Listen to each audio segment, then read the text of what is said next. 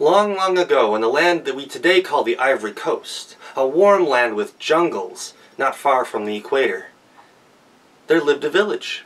And in that village there were 3 boys. And they were leaving their village to go out to the fields to do some work. And as they were walking down the road, they saw stretched across the road an enormous caterpillar. It was as tall as an elephant and as long as a boa constrictor, maybe even longer. They couldn't see each end. But they'd heard stories about a giant caterpillar that had long hair sticking out of its body, and a red horn on one end and a red tail on the other. And as they looked at this giant creature, they figured that must be what it is.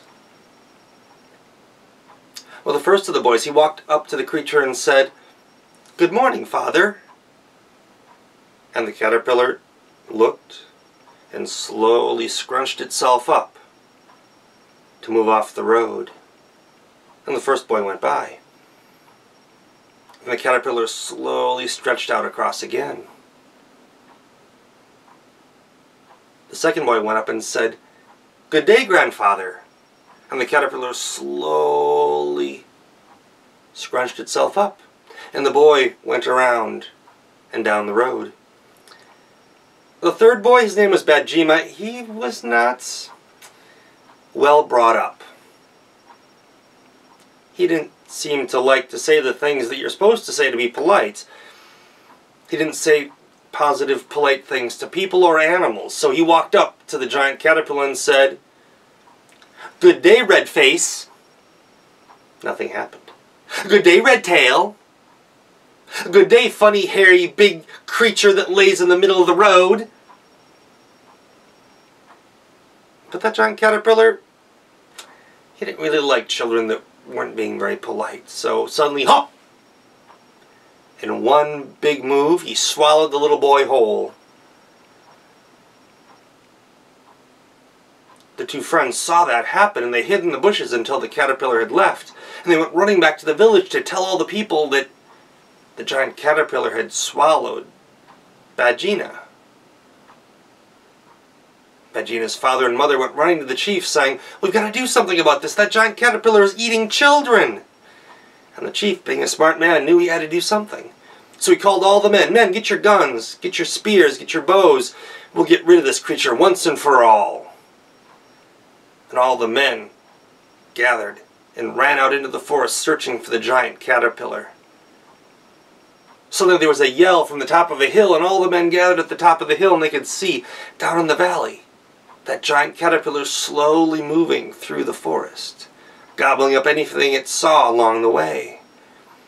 And the men, they saw that creature, and they were filled with terror. They dropped their guns, and they ran back to the village. Bajina's mother went to the chief and said, "Well, what are you men doing? Why are you back here? Where's my son?" And the king said, we can't do anything about this. It's too big for us. We can't do anything." And he ran into his hut and he slammed the door. Bajina's mother cried and cried, and the women of the village, they gathered around her. And they said, "Well, if the men can't solve this problem, then it's up to us." The women looked at each other. They went back to their homes and they got the great sticks they used for pounding grain and the knives they used to cut yams. And they walked out into the forest. As they left the village, they called to the men and said, "Men, you're too afraid of the caterpillar. We women are going to solve this problem. We care about our children." The men stayed huddling in their huts. It wasn't long before the women saw that caterpillar slowly moving through the valley. And one of the younger women took her great stick, and she sneaked up on the caterpillar, and with one big BAM!